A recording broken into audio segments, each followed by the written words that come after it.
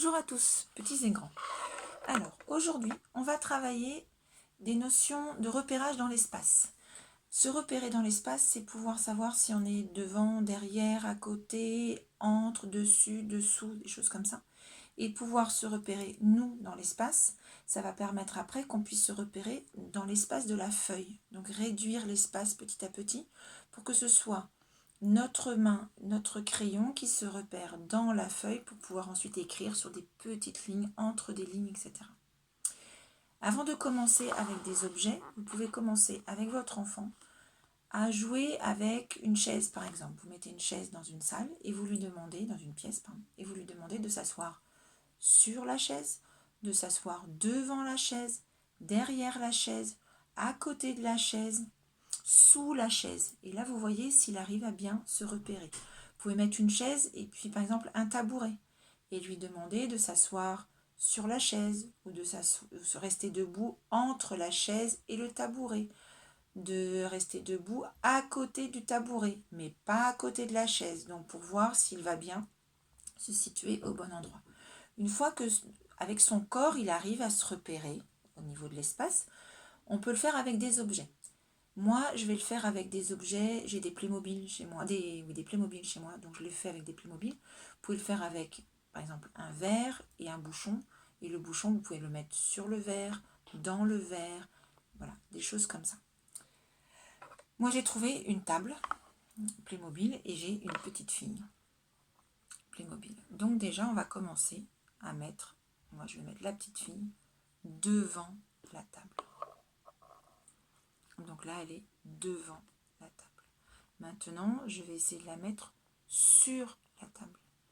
Donc là, je la prends et je vais la mettre sur la table. Ensuite, je vais la mettre sous la table. Dessous, sous la table. Donc là, je l'allonge sous la table. Ensuite, je peux la mettre à côté de la table.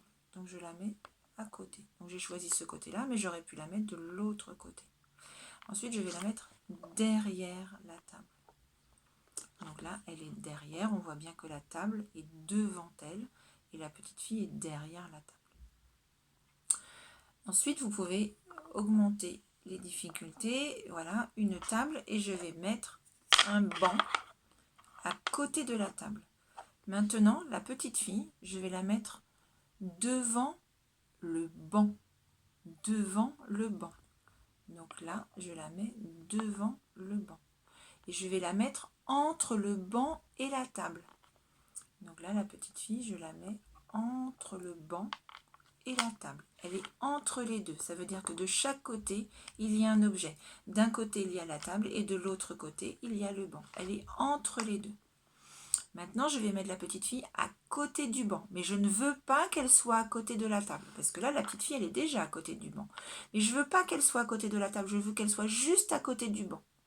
Donc, il faut que je prenne la petite fille, que je la déplace pour la mettre de l'autre côté du banc. Maintenant, je la mets derrière. Alors là, on ne sait pas. Donc, moi, je vais la mettre très très loin derrière. Vous avez vu, elle est très très loin derrière. Et là, je l'ai mise derrière, un peu au milieu des deux, parce qu'on ne m'a pas dit s'il fallait que je la mette derrière la table ou derrière le banc. Et là, je veux qu'elle soit devant les objets, mais très très loin devant. Alors là, je la rapproche là. Vous avez vu, là, on ne voit plus que sa tête. Et donc, elle est devant, elle est très très loin devant les objets. Ensuite, vous pouvez complexifier et puis prendre un deuxième personnage. Donc là, maintenant, j'ai un petit garçon. Donc, je veux que le petit garçon soit sur le banc et que la petite fille soit sous la table.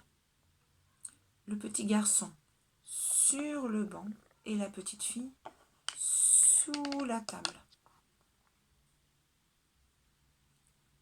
Voilà. Maintenant, je veux que le petit garçon soit devant la table et la petite fille entre la table et la chaise. Je veux que le petit garçon soit devant la table et que la petite fille soit entre la table et la chaise. Voilà. Donc vous pouvez complexifier et amener des objets supplémentaires. Et ensuite, par exemple, là, j'ai une petite cruche que je vais poser sur la table. Donc vous pouvez donner les indications à vos enfants pour qu'ils positionnent. Après, vous pouvez aussi positionner les objets et vous demander à votre enfant de vous dire où est par exemple la cruche. Où est-ce que vous la voyez, la cruche? Elle est devant le banc. Bravo. Et où il est, le petit garçon? Il est sur la table. Bravo. Et la petite fille? Elle est sur le banc. Fermez vos yeux. Vous fermez vos yeux, vous ne regardez pas.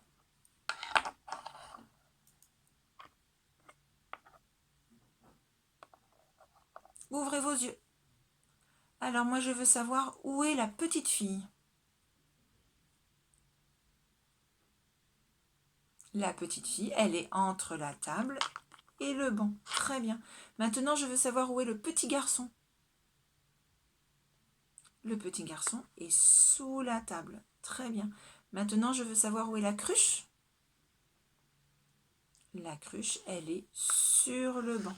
Très bien. Fermez vos yeux.